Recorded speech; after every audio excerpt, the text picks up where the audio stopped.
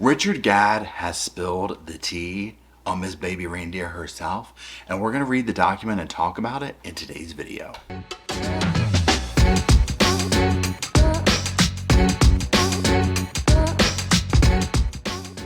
Hello Sofa Squad, and welcome back to the sofa, or still welcome back to the rocking chair. As you can see, we're still in the mountains. At the point that you're watching this video though, I'm at home back on the sofa, but you're time traveling. Okay, you're time traveling. Let's just be honest, call it what it is, okay? Anyways, today we are revisiting the Baby Reindeer case, okay? Or the series, the story, whatever you want to call it. And specifically what we're going to be doing is we're going to be reading a court document, okay? This is Fiona, Harvey, Plaintiff versus Netflix Incorporated. This is in relation to the ongoing lawsuits that are taking place between Fiona Harvey. This is, aka Martha from Baby Reindeer, Richard Gadd, the guy in Baby Reindeer, Netflix, all that stuff going on. Now, what this is in relation to is that documentary, or I'm sorry, I call it documentary, the series Baby Reindeer that came out. If you watched it, it was on Netflix, it blew up. Richard Gadd wrote this story, did the show. It's, he's been doing this for a while. Netflix picks it up, turns it into a series. The person who is portrayed in there as his stalker, as, the perpetrator of this or whatever, the internet quickly finds out who she is, and she does several interviews. Piers Morgan, I covered those. Immediately, something's off, right? Like, this is 100% her. Well, she's also now filing lawsuits against Netflix, this and the other, whatever. That's what's going on with that. That's the 60-second overview of it. So specifically, we're going to be reading one of the documents here, and it's Richard Gadd's almost like a deposition or whatever. In this, it's a declaration of Richard Gadd in support of defendant's special motion to strike is what this is called. And it's Fiona Harvey versus Netflix and Netflix Worldwide Entertainment LLC. So that's specifically what it is. Well, the reason we're going over it is because he divulges a lot of information about the case that you're like, oh, whoa, okay, like some of the emails and stuff like that. So yeah, I was like, we've got to go through this together. Okay, so I'm gonna put it up on the screen like I do these document ones, and we're gonna read through it together, and we're just gonna talk about it along the way and see if we survive it. Okay, so there's that. Now I will say this, I scanned through this and I can tell you that there is a lot of cheap and tawdry talk. There is stuff that would be construed as SA talk, things that she was emailing him, that she was saying, this is allegedly, that she wanted him to do to her. So if that's triggering to you, obviously I'm not going to say it for multiple reasons in here, but just know that those insinuations will be hitting those at certain points. They'll be on the screen probably in this document. So just know if that bothers you, be prepared. Okay, that being said, let's get into it. Okay, so again, you see the first screen here, the first document. Now this is just what I put up there, or said a minute ago about what this is, the Declaration of Richard Gadd. Now we get down here. So Declaration of Richard Gadd, I, Richard Gadd, declare as follows: background and career. Now one reason I did want to go through this is because this really delves very factual into who's who and whatnot. So if you're looking to get more of okay, what is this about? This document really provides a lot of it. So let's keep going. I am a comedian, writer, and actor. I created, wrote, and starred in the Netflix series Baby Reindeer. I have personal knowledge of the facts set forth below and if called as witness, could and would testify competently thereto. I submit this declaration in support of defendants Netflix Incorporated and Netflix Worldwide Entertainment LLC's special motion to strike. Number 2, I have written and starred in several original theater shows, including Cheese and Crack Horse, Breaking Gadd, and Waiting for Gadd, which all debuted at the Edinburgh Fringe Festival from 2013 to 2015 and went on to have successful runs at London's Soho Theatre. The Edinburgh Fringe Festival is one of the largest performing arts festivals in the world. It occurs annually in Edinburgh, Scotland, and showcases artists of every genre of live performance. In 2016, I wrote and starred in Monkey See, Monkey Do, which won the Edinburgh Comedy Award for Best Comedy Show. Monkey See, Monkey Do went on to have several sellout runs at Soho Theatre and toured the United Kingdom, Europe, and was broadcast on Comedy Central in 2017. Monkey See, Monkey Do touched on various themes, including, in particular, my own experiences of SA and my struggles with sexual identity. My character spends much of the show running on a treadmill whilst being chased by a gorilla, training for the Man's Man Final, a competition of one's ability to complete ultra manly tasks. The gorilla represented how my brain had become lost to base primal emotions of fear and anger. The competition was meant to represent my struggle to regain my masculinity and my sense of self after I was SA'd. Monkey See, Monkey Do was a fictionalized account of real experiences in my life. Now, this seems to be a trend with him and his work, which oftentimes, whether it's people, songs, theater, books, taking inspiration from real life events to do these things. So this is very on brand, and you can see some of the themes in this that played out in the Baby Reindeer series. Okay, let's keep going. So number 4, I wrote and starred in the theater production of Baby Reindeer, which premiered at the 2019 Edinburgh Fringe Festival and won the Scotsman Fringe First Award for New Writing and a Stage Award for Acting Excellence. Like the series, the show centered around an encounter with a stalker named Martha and addressed stalking, SA, obsession, self-delusion, self-destruction, and self-discovery. Yes, these were all very present if you watch this. 5, I used real trauma as the basis for Monkey See, Monkey Do and Baby Reindeer, while creating characters, scenes, dialogue, and dramatic devices to support the fictionalized story. In other words, although these stage productions were emotionally true and based on real events in my life, they dramatized people, places, things, and events to tell a story. Okay, so I mean, this is nothing out of the ordinary here, in my opinion, so far.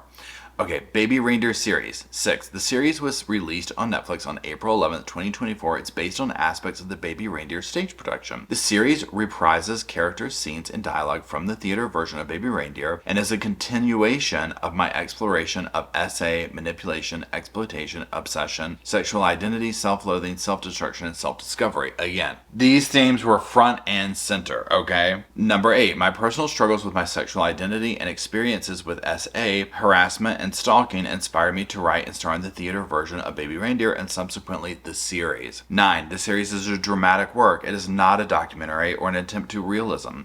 While the series is based on my life and real-life events and is, at its core, emotionally true, it is not a beat-by-beat recounting of the events and emotions I experienced as they transpired. It is fictionalized and is not intended to portray actual facts. So part 10. While the series is my emotionally true story as I recall and recount, it is not intended to depict any real persons. Instead, I created fictionalized characters, including Martha and Donnie, which were foils to aid my exploration of my own experiences and trauma.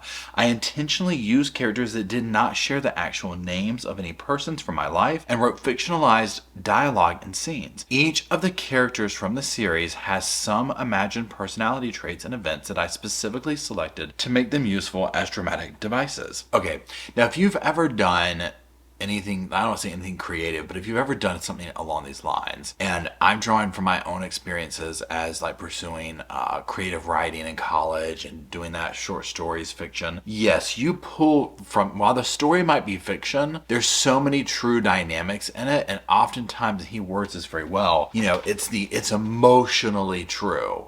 This was the feeling. Yeah, we might not have done A, B, and C in this way, but the emotional thud or whatever it is that's how I felt. No, character A might not have done A, B, and C, but they did D, E, and F. And actually, character B was this one over here. You mix and match. I mean, that's what I do with my stories. There's a lot of truth to them, right? And some of them are just completely made up. But I get what he's saying is what I'm getting at. So if you've ever done stuff like this, you can probably see where this is going. And also on that same note, where somebody like Martha, aka Fiona, would be like, hello, this is me, and kind of run with it. If you're already an unbalanced person, this ain't gonna help. Okay, let's keep going. Number 11. I used my experiences to craft the Martha character specifically to both feed into Donnie's desperate need for attention and self-esteem issues and challenge him in ways that make him confront his past abuse and its effect on him. The Donnie character is intended to be both a pitiable protagonist and at times his own antagonist. We're going to talk about that in a second. Donnie is also meant to provide a point of comparison for Martha,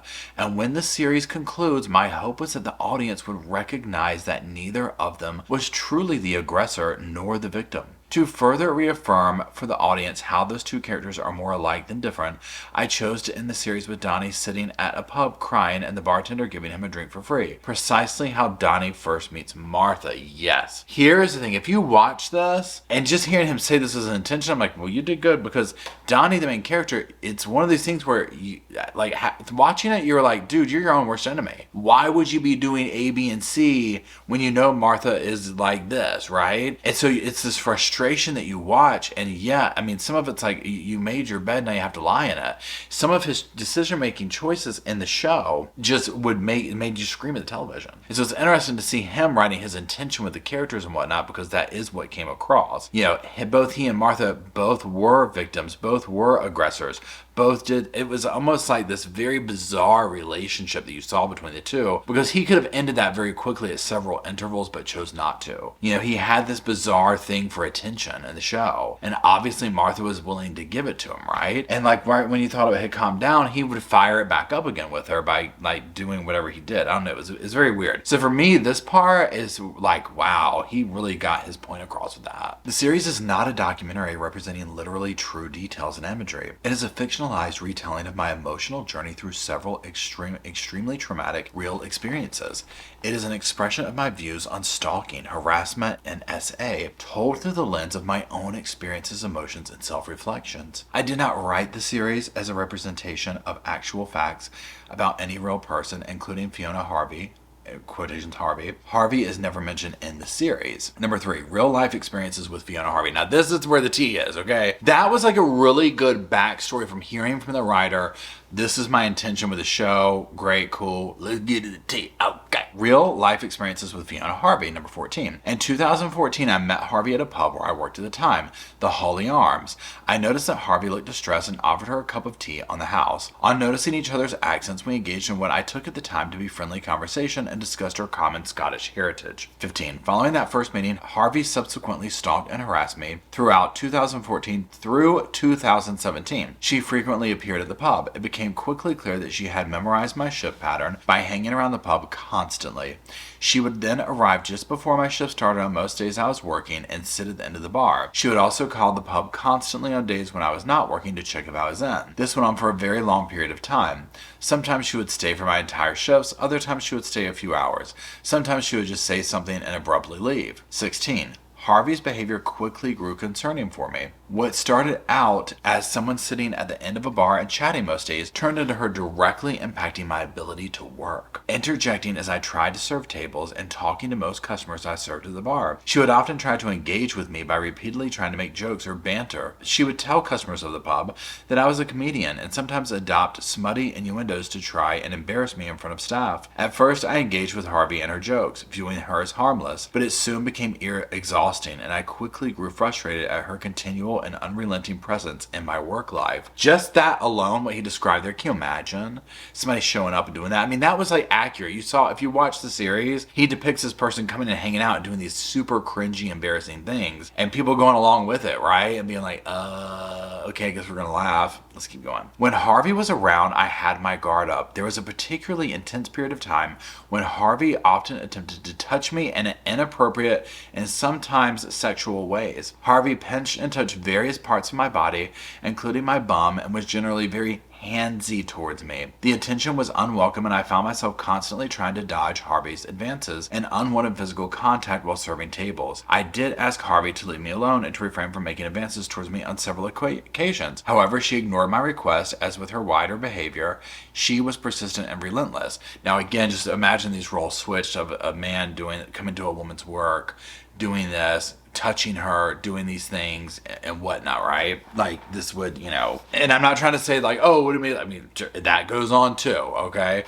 People don't do anything about it. Just the same. There's a different dynamic that takes place when it's in this scenario of female to male, because oftentimes it's, the male, it's like, oh, laugh it off, you're supposed to, whatever, man up, this, like, there's this other layer that goes with it, right? And oftentimes with men that you see in these kind of situations of, they're not sure how to at first, you know what I'm saying? I'm sure it was like a slow burn for them. So it's just like, well, I don't want to say anything because then people are going to make fun of me, and it's a very weird thing. And now that's not to say also that those same exact words would not come out of a female's mouth if the roles were reversed, right? Any kind of situation situation like this where somebody is doing something inappropriate to you, before you even get into if it's, you know, of a sexual nature or whatever, you know, if somebody's kind of crossing boundary, it makes you question your reality at first. Like, okay, wait, did they do this?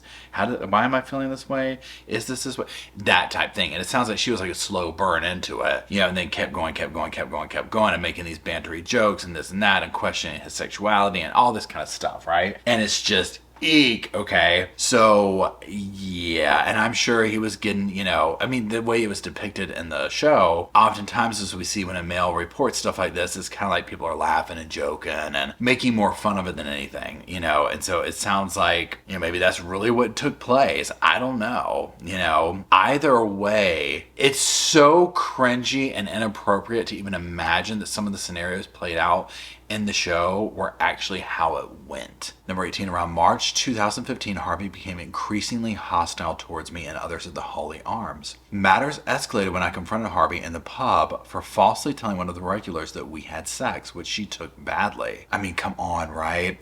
Number 19, on one occasion, Harvey mentioned to a customer at a bar a bad review about me which she had seen online. I retorted by referring to news coverage I had seen regarding Harvey's harassment of former Member of Parliament Jimmy Ray and his wife Laura Ray. This was a whole other thing we've heard. I mean, we've seen interviews and whatnot. It's insane, okay? So the fact that he called her out on this is like, whoa, right? She briefly left the pub. When she re-entered, I was sitting on a wooden chair in the corner to the right of the bar, crouched down by the condiments cupboard, marrying up the ketchups. Harvey came behind the bar to where I was standing and shoved me in the back of the neck. I turned to find her chastising me whilst pointing in my face. I remember that she referred to the comedian Frank Boyle's mouth having got him into trouble, and she said that my mouth would get me into trouble too. She was furious, and I found her demeanor intimidating. I remember quickly apologizing out of fear as she was going to hit me, as well as embarrassment out of fact of a number of customers nearby were looking over. She subsequently stormed out of the pub and repeated that my mouth was going to get me into trouble as she left. The interaction was threatening, but I was also embarrassed and angry that she had affronted me in such a physical and public manner. I mean, this is the thing. We've seen this depicted, or if you've seen this in real life, or often a lot of the times the cases we follow where people are unhinged like this and doing this kind of stuff in public, and people being like, you know, whatever. And I don't know how many regulars there were, but oftentimes, like in the show, even when I saw this, a lot of times I got this vibe that I was like, are some of the pub people thinking that he and her are having like a relationship, and they're just like, oh, what do you do to, you know, piss her off, you know, that kind of a vibe. And so they're staying away from it, because some of the behavior, like this right here, I'm like, you know, I mean, come on, right? Like, that's insane. Like, who would do that? Apparently her. Okay, let's keep going. As matters escalated, Harvey's visits to the pub became increasingly intense. At times, I would hide in the basement or on the balcony in the hope that she would grow bored and leave the pub. I was scared of Harvey and what she might be capable of, particularly having seen the articles about her behavior towards the Rays online. A lot of the staff were intimidated by her too and tried to adopt different measures to get her to leave me alone so as not to escalate things further. I mean, my God, y'all. For example, staff would tell her that I was not working, so she would leave or pretend that I had left the Holy Arms. Nothing deterred her. I remember long shifts where I would sit out on the balcony or in the basement for hours waiting for her to leave. Harvey sometimes waited outside the pub for me to finish work. She also followed me around town, sometimes very close to where I live, and she attended many of my comedy and theater performances. Often when I posted about a performance online, usually on Twitter, Harvey would then turn up and occasionally be disruptive. On one occasion, I was appearing in a show at Aces and Eights in London in July 2016, when before the show started, the producer spotted Harvey in the audience. The producer subsequently went around the audience and told everyone other than Harvey that we would be pretending the show had been canceled, but that they could return 10 minutes later, just to get Harvey to leave. That is insane. I was then catching some fresh air when, on leaving the venue, Harvey confronted me about canceling the show. Another member of the producing team had to stand between me and Harvey, who was becoming increasingly animated towards me. In addition, I've always had to put extensive measures in place to stop Harvey from attending my shows, including at venues like the Soho Theater and the Bush Theater, as well as involving producing partners Burke's Nest and Francesca Moody Productions to help manage the situation. I mean, this is next level, y'all. Next level. And some of the stuff they depicted in the show about what she would do with those, I mean, this is frightening. Okay, number 22. Around July 2014, Harvey obtained my email address from my personal website, which at the time included my contact details to facilitate inquiries and bookings for comedy performances. Harvey emailed me relentlessly throughout all hours of the day and night. She would sometimes send emails at 2 a.m. or 4 a.m., and at times she would send multiple emails in a single day. I never engaged with, responded to, or referred to Harvey's emails because I feared it would only make matters worse if she knew for certain that I had been receiving them. Harvey sent me thousands of emails, hundreds of voicemails, and a number of handwritten letters. The communications often included sexually explicit, violent, derogatory content, hateful speech, and threats. The emails and voicemails attached to this declaration represent just a fraction of those I received from Harvey. Most of the emails referenced in this declaration were provided to the police. Below, I provided some examples of the types of emails I received from Harvey. Okay, now y'all, we're getting ready to get into some of the cheap and tawdry stuff, so if this bothers you, like, I don't know what to tell you at this point, like, cover your ears or something, right? Because it's probably going to get a little cheap and tawdry, okay? I'm going to try and, whatever. We're going to just handle it as we go, okay? Handle it as we go. So number 24, Harvey regularly monitored my social media and sent me emails discussing photos posted on my Twitter account. On January 29, 2015, Harvey sent me an email with the subject line, "Yummy Mummy." Y'all, this is bad. Which stated, "I see your mom is on Twitter. I looked up yours to see what was going on in your head, and you retweeted her." Attached here too as Exhibit 1 is a true and correct copy of the January 29, 2015 email from Harvey. On September 17th, 2016, Harvey emailed me, "I love the photo of you sleeping on Twitter." Attached here too is as Exhibit 2 is a true and correct copy of that email. So number 25. Harvey emails frequently contain hateful speech and derogatory, racist, and homophobic language. For example, Harvey told me, "You look gay in one of those online photos," and stated, so I don't want to read this part because it's on the screen, you can see it, but it's going to probably not be something I should say in the video, but she is being very derogatory towards a certain group of people, and saying what she wants to do with their male genitalia. Yikes. Oh, wow. Okay. This is whoa. Okay. So attached here too as Exhibits 3 to 5 are true correct copies of June 13th, 2016, July 15th, 2016, and July 17th, 2015. Emails from Harvey. In another email, Harvey admitted, "No wonder I'm a racist." Attached here too is Exhibit 6 as a true and correct copy of August 2nd, 2016 email. And then another one in May, she states, "I can't stand this gay business. It makes me squirmy, actually. Yuck, yuck." Attached here too is Exhibit 7, and it just references the date. Number 26. Harvey frequently made personal attacks and threatened me in her emails. On January 25th, 2015, Harvey sent me a lengthy email acknowledging that she had been banned from the Holly Arms. You think, right? That took long enough. The pub where I was employed. Calling me naive, ugly, stupid, and badly educated, insulting and threatening several of my colleagues at the pub, and threatening me with litigation. Harvey also threatened to move back to Glasgow, a Catholic mafia kind of place full of several things here that she lists out that might suit you just fine, and stated that she had considerable contacts in every walk of life, all very angry with you, including a number of law firms. Well, we already know the damn law firms, they were busy getting her kicked out. While this email stated that Harvey was blocking my email account and finished speaking to me, she continued to send hundreds of emails after this. Attached here too as Exhibit 8 is a true and correct copy of the January 25th, 2015 email from Harvey. I mean, so imagine going through all this, living through this, and then getting fired back up again with a TV show, right? I would have been scared to death to do it. On January 25th, 2016, Harvey mailed me a multi-page handwritten letter which was barely legible. The letter claimed that Harvey did not read emails because she was allergic to emails, called me a prick, and demanded that I call her because she was fed up with a fanny and a bow. I cannot. Okay, this is insane. Attached here too is exhibit and it referencing the letter. I'm going to kind of condense some of these dates and stuff as we go just to get through it. Harvey threatened me that I had a very big enemy in the acting world. I'm not telling you who that is, but they are saying you are all image, and a pain in the butt. Frankly, I'm not surprised.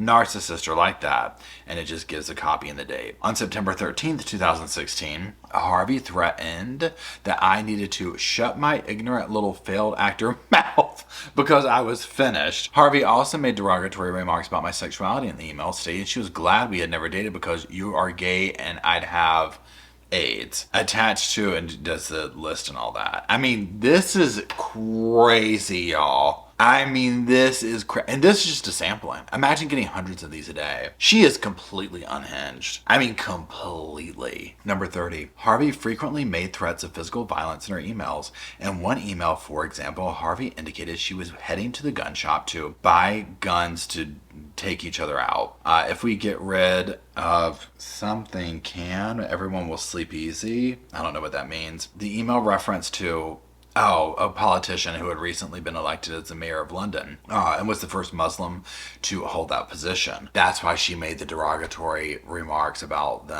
Muslims in the earlier thing, probably. Then he just lists the dates and whatnot. 31. Harvey also sent me emails discussing her plans to run for political office. Can you imagine? To displace Labour Party members, including claiming that she was on 4 shortlists for seats in the parliament. Attached here too, he gives the dates and all that. Number 32. Harvey also sent me emails describing her troubling interactions with others. For instance, on November 18th, 2014, she wrote me that, by the way, Piers gas, a great ass pinched if last night, great ass, I'm not sure what that means. He gives the date and the copy of it. Harvey also regularly propositioned me with lewd and explicit language. I mean, I thought we were already there.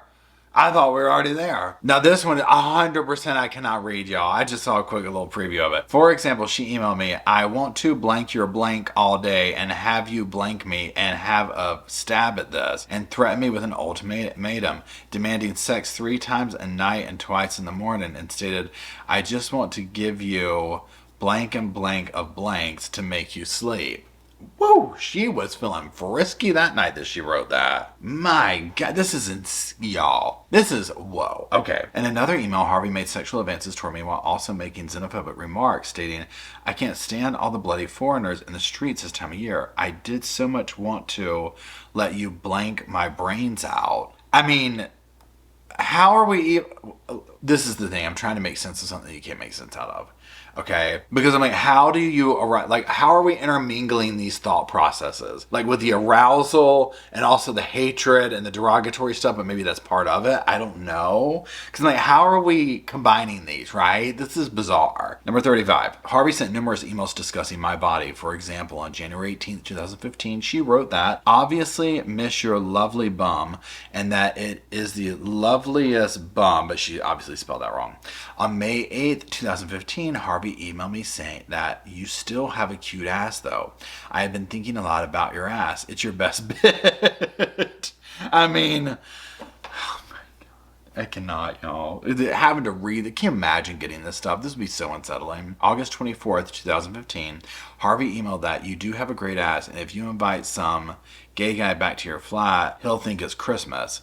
On July 21st, 2016, Harvey sent me multiple emails, including, my sweetness, I do love your hair and your bum. Oh, Richard Gadd, your bum, your bum. On September 2nd, 2016, Harvey wrote, among other things, you've got the best bum I've ever seen. On September 20th, 2016, she wrote, your bum, incidentally, is the best bum I've ever seen in a guy, and I've seen some nice bums. Crackin' ass you have. And then he lists the dates and the exhibits. These are there. Can you imagine sending this stuff to somebody and then going and sitting at their bar and looking them dead in the face? Harvey also sent me emails with photos of herself and her underwear. Oh my God. Dear Jesus. Harvey sent me a photo of her student ID with an email stating, this me at 25. On April 21st, 2016, Harvey sent me a photo of her underwear. On May 11th, 2016, Harvey sent me a photo of herself with an email stating, see, I was sober before I went out. He lists the dates and exhibits. 37. Harvey frequently described her menstrual cycle, breasts, pubic hair, and self-pleasuring habits in graphic detail. Y'all, this is so twisted. Brace yourself because we're going into the thing here. For example, November 18th and 19th, 2014, Harvey emailed me about her cycle, stating, I'm clotting badly. I think we can safely say I'm not menopausal, babe. And then it continues, this blood loss is excessive. Sounds gruesome, but I should have kept it all in a jar to show the doctor. Y'all, on December 28th, 2014, Harvey emailed me, hi, my clitoris dropped off. Too much self-pleasuring. Had a lovely Christmas day just pleasing myself. This is sick. This is absolutely just sick. I mean, this is so... can you imagine getting this? On April 27th, 2016, Harvey sent me an email stating that she was fed up with the highlight of my day being self-pleasuring. I mean, like, self-pleasuring. And on May 6, 2016, Harvey emailed me that she had self-pleasured and looked at photos of cute babies. What? No. May 13th, 2016, Harvey sent another graphic email about her cycle, stating, heavy bleeding started Monday. My breast and tummy were looking 6 months pregnant last week. On June 10th, 2016, Harvey emailed me again about menstruating. Worst feeling when sanitary towels chafe skin. Have become allergic to tampons. On September 9th, 2016, Harvey sent lengthy, incoherent emails stating, I've got to get the beef off the breast and belly. I've piled it on because I used to walk at night, but my drug dealing neighborhood next door keeps getting busted. I'd kick him out physically in a minute, but I can't risk an assault conviction. In fact, I'd effing kill the bee. I do have great nipples, though, I have to say. And then he lists the dates in the attachments. Y'all, this is so dark and twisted. This is a very unwell human being. This is a very unwell person. The fact that she's been able to get away with this stuff for this long. I mean, and I guess stuff like this is like, if you showed this to an attorney, like, it's scary to think how little they can do about stuff like this. You know, it's awful. Harvey's emails and social media posts demonstrated that she was regularly attending my performances. For instance, on November 18th, 2015, Harvey sent me an email with the subject, your show, and wrote, I liked the bit where Ben was kicking your arse. The back view of your arse was perfect. That's your best bit. August 7th, 2016, she sent me an email that my show is very funny and that she was going to have a lie but needed to self-pleasure. Where's you and your blank when I need it? On August 28, 2016, Harvey sent me an email speculating, I think you were assaulted and I'll tell you why, and including details she could have only observed from attending one of my performances. He lists the dates and exhibits. June 22, 2017, Harvey publicly tweeted about my play Monkey See, Monkey Do. Harvey stated that she wouldn't believe a word that came out of my mouth about the SA I suffered because she had bitter experiences with me. Attached is exhibit and the dates. Number 40. After years of enduring Harvey's stalking, harassment, abuse, and threats, I went to police in February 2016. The police warned me that police intervention might exacerbate the situation and lead to further prolonged contact from her, and recommended they refer Harvey to the appropriate mental health community intervention team for support in this case, rather than issue a first instant harassment warning letter. There you go. He lists the exhibit. February 10th, 2016 email thread between me and the police. At this time, the harassment has become less frequent, so I agreed with the police officer's recommendation. I mean, and I can see some of the logic to that of like, look, it's just going to make things worse. They're going to be attached. This is a tiny fraction of what she was doing. Email-wise, he allegedly has thousands of these. I mean, at this point, it's like, bro, I think you need to press charges as soon as possible, but I mean, it is what it is. It's all in the past. Let's keep going. However, in the following months, I continued to receive hundreds of emails from Harvey, and in May 2016, I reached back out to the police to express my concern and reopen the harassment case. I attached an example of one of Harvey's emails, which stated, self-pleasuring that should send you to sleep. I'm a wreck today. I hit itchy Netherlands hair too. It's a rash. I've wanted more sex in my 40s and had more sex and self-pleasuring more than in my 20s and 30s. In response, the police recommended that I block Harvey's email address for the time being and advised me to inform the Holy Arms that Harvey had been in contact with me again. Due to Harvey's frequent threatening visits to the pub, a first incident harassment warning letter had been issued against her, listing the pub as the victim at the time. He lists the exhibit and the date, 42. In September 2016, Harvey obtained my telephone number. Oh, well, good God. This happened at a point when I was away on holiday in Croatia and had switched on the out-of-office function on my email account. The out-of-office reply contained my phone number, and I had not thought it through. If Harvey emailed me during this period, she would receive an automatic reply which included my telephone number in the footer of the email. Once she obtained the number, Harvey began calling me and leaving hundreds of voicemails. I do not have a record of all the voicemails, but I have many hours of voicemails from Harvey that I recorded and still have. The voicemails include graphic details about her sexual exploits, stories about catching STDs, threats to me, my family, my coworkers, and other victims of Harvey's stalking and harassment. Over just a few days in September 2016,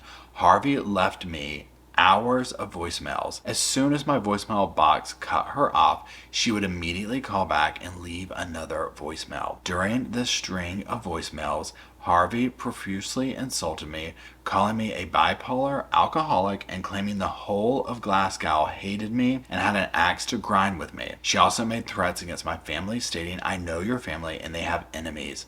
She claimed that she had a file on me and that a lot of people know about me, and threatened to sue me and shut down the Holy Arms, stating that she had the power to do so. We can do that. Harvey also threatened me to not tell the police about her voicemails and emails and said she had access to the police files. I mean, God, y'all. She claimed that undercover police officers, drug dealers, lawyers, and ex-lawyers were all after me, and that the comedy industry hated my guts. Harvey threatened me with physical violence, stating she would smash my balls in, and made violent threats to my coworker, stating that she is a blank-sucking little blank with no blanks. She's a blank-sucking Spanish blank who shouldn't even be in the country, and threatening to take a heap of guys that would have actually gone right through her, who were professional guys that would have hit and threatened to have her deported. She also referenced petering someone in the bum and peeling off their toenails, and repeated, "If I want you dead, you're effing dead," multiple times in these messages, and stated, "If I hadn't been a lawyer, I would have smashed somebody's face in." He lists the exhibit and dates. I mean, y'all, this is insane. This is, if you've watched, I mean,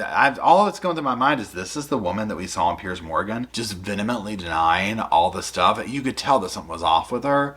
This is even crazier. This makes her look even worse than she did in the show. September 17th, 2016, I emailed the police informing them that Harvey again left me hours of voicemails. I also prepared a document outlining the particularly threatening aggressive moments from the voicemails for the police. I then coordinated with the police to hand off an SD card with the voicemail recordings of September 19th, 2016. He lists the exhibit and dates. Number 46. On September 19th, Harvey left me another string of voicemails, during which she claimed to have information on my family and once again warned me not to speak to the police, stating she was so angry at me, shouting my mouth off. In this voicemail, Harvey claimed to know 100,000 lawyers and threatened me, "You're not as bright as you think you are. I'm 25,000 steps ahead of you." She stated that she would create World War III over a sketch referencing my comedy shows. She also went into explicit detail about her sex life and again insulted the same coworker, claiming to have reported her to immigration law and threatening that she would stop her from obtaining employment anywhere in the country. Harvey also admitted that she was a racist and that she wanted to boot all the Pakistanians out of the country. Attached, and he goes into the exhibit and the date.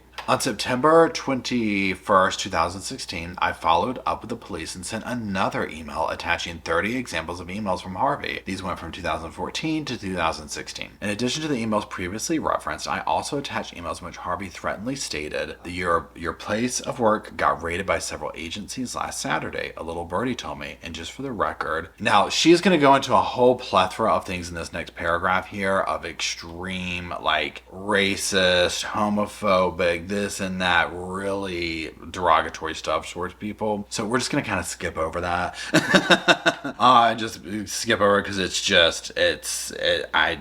I can't with this, okay?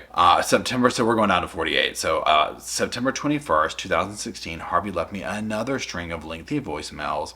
Again, violent racist rhetoric for several minutes, stating, and then she just goes into, again, we're going to just skip over this stuff. It's here if you want to read it. But it's just, gross stuff about foreigners, going into her own sex life, things she does to herself and whatnot. I mean, it's a lot.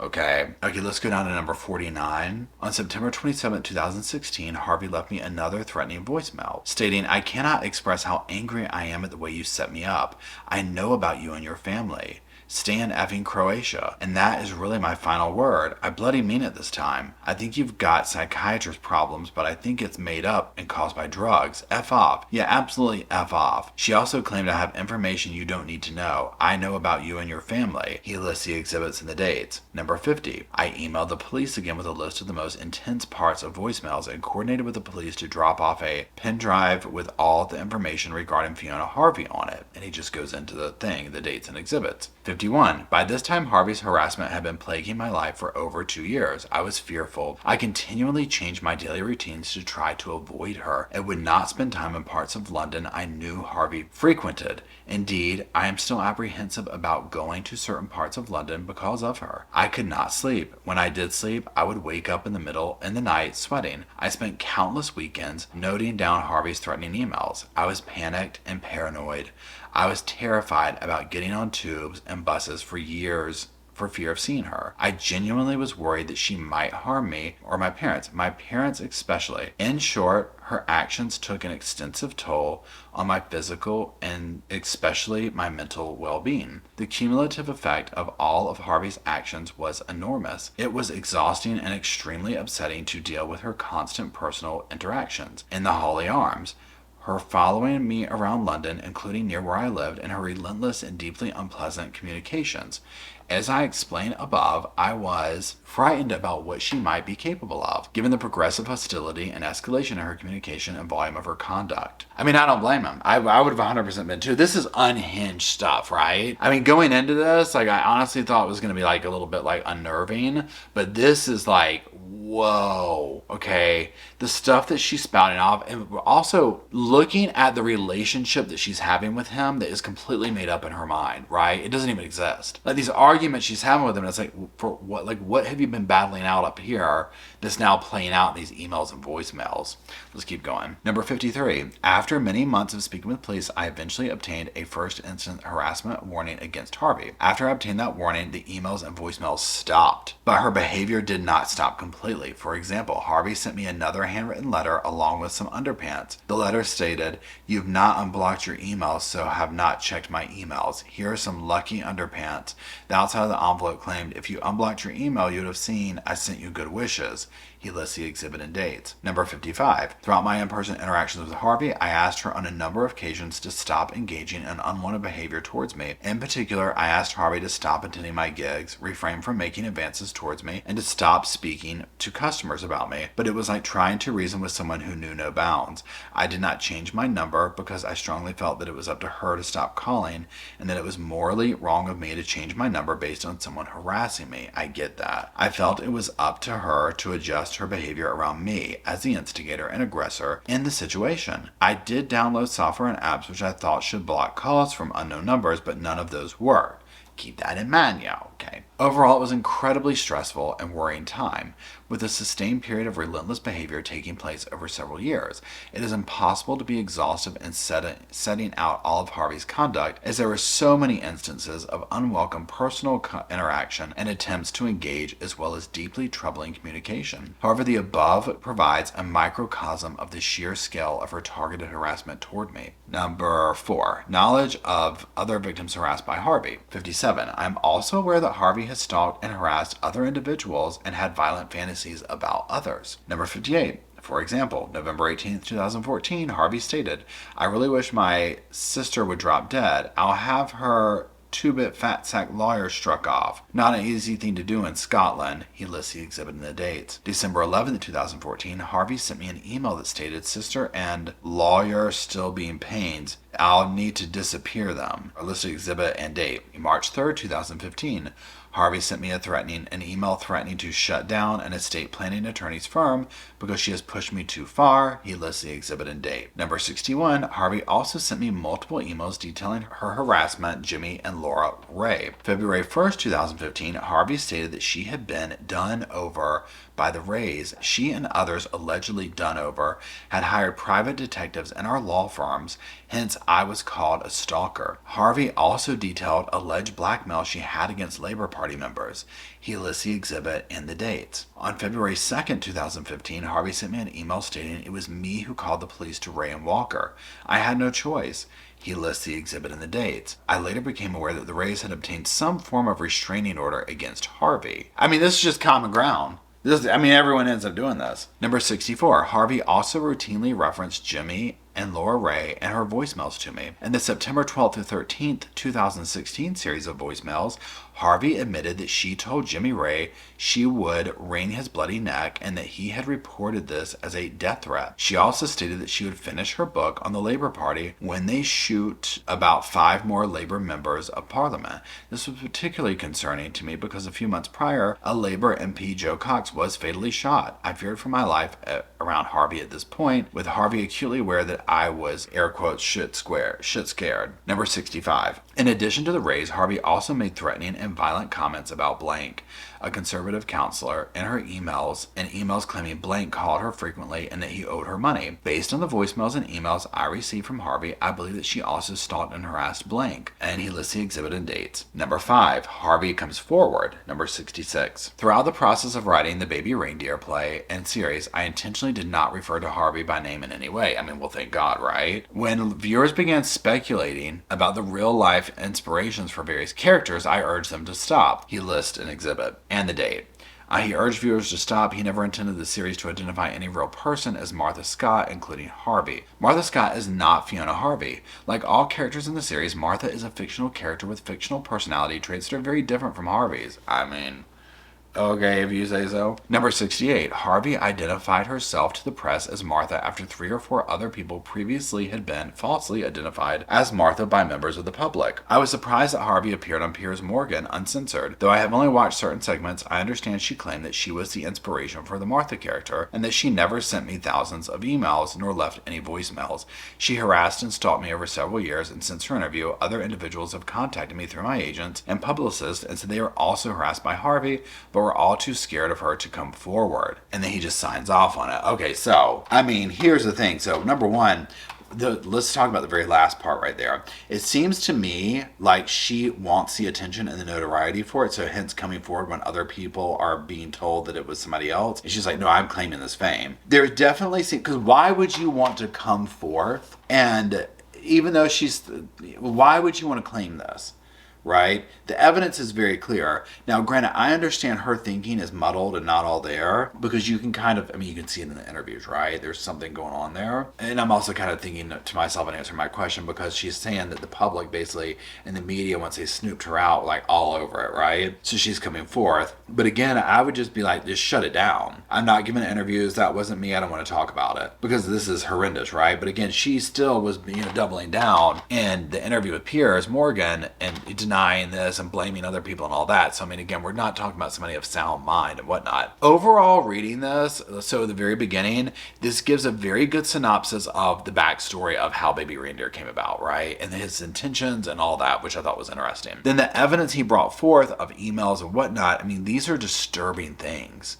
This is very disturbing. People who do this to other people, regardless if it is male to female, female to male, whatever, there's a power dynamic. Doing the things that she's doing, sending him like underwear, there is like this degrading power dynamic going on there, right? Of entering into somebody else's comfort zone and assaulting that in that manner, right? And taking control of that via, media, the mail and stuff like that. I mean, this isn't even a physical type thing yet. I mean, it was. I'm not trying to say that her pinching his butt and stuff like that, but just the other dynamics of it were that obviously the gropey, handsy thing, I mean, that's clearly right. She really seemed to view him as a thing.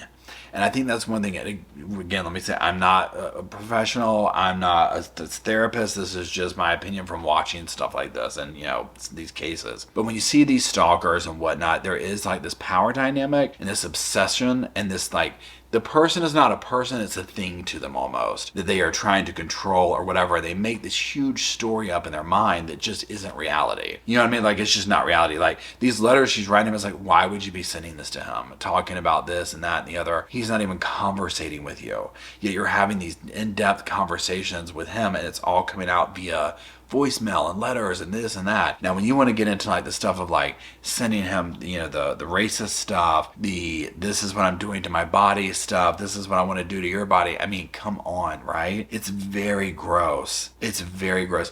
I'm surprised. When I say I'm surprised it didn't go sooner, I mean, I get it on one hand, but this level of unhingedness, I didn't know it was this bad. Like, I knew it was bad, but I guess reading the evidence and like seeing it first hand like this isn't a TV show, this is what she did, it's like, whoa. Because part of me views it as a TV show first because that's how it's introduced to it. So it's almost like as a character first and then real life second. And this switches that role of, no, this is what she was doing. Because even when she went on Piers Morgan, it just seemed like not real. It seemed so over the top that it wasn't real. Reading it in black and white and something like this is insanity, right? To the nth degree. And it almost makes me want to go back and watch the Piers Morgan show now to see, look at it through this different lens again of just the unhingedness. Now again, Laura was on, the other victim of hers that she stalked. She was on there and her description was the same way. I mean, people are frightened of people like this because they're so dangerous. Because here's the thing, people like Martha or Fiona, whatever, physical harm and taking someone's life is not far out of the picture. This is usually where these obsessions lead to, right? Think of these people who have these like secret, in their mind, they're married to a celebrity or whatever. I mean, just that people do crazy stuff when they fixate on another human being to this degree, you know. And yeah, I mean, this is such a tough thing to say. I can't believe he actually did the show and the play, because on one hand, it's like somebody shouldn't be able to control your life like that. But I would have been scared to do anything with this. I mean, I would have been scared to do it. You know, where else are you going to go? You know what I'm saying? So anyways, so if you're still here and you watch the whole thing, I greatly appreciate it. Drop some sofas off in the comment section for myself and Rosco in spirit, so we can hang out, talk about this, all the other crazy cases we talk about here at the Sofa Squad. And until we meander our way on down there, I'll see y'all soon. I just wanted to say thank you again for watching the whole video, and also thank you for being part of the Sofa Squad. Special thanks to all the Patreon members, channel members from both of my channels, everybody who likes, shares, subscribes, comments in the comment sections. It helps the channel out so much. Now don't forget, I do have that other channel, the podcast channel. That's where we go live, we hang out, we talk. We have kind of sort of a schedule, but just be sure and check it out. I'll put it up here on the screen. Also, if you're looking for merch, be sure to check out my Teespring store. I'll put that up here. And then, like I said in the beginning of the video, if you want to follow me and Rosco on the Instagram, go on, check it out. It's right here on the screen again. But once again, thank you very much. I really appreciate you being part of the Sofa Squad, and I'll see you in the next video.